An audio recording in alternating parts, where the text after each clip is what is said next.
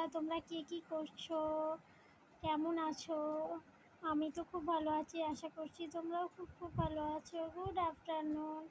আমার তো lunch complete. তোমাদের কি সবার লাঞ্চ কমপ্লিট? আমার লাঞ্চ কমপ্লিট হয়ে গেছে অনেকক্ষণ আগে, 1:30টার সময়।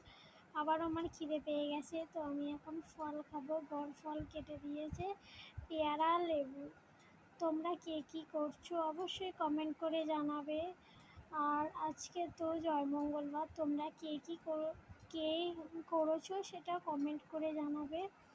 আমি তো করিনি, আমার শরীরটা খুবই খারাপ, ভাত না খেয়ে আমি থাকতে পারবো না, তো ওই কারণে মা বললো করতে হবে না। আর এমনি আজকে আমাদের বজরংবলী করে বর, নিরামিষই বাড়িতে রান্না হয়, তো মা বললো নিরামিষই ভাত খেয়ে নিতে।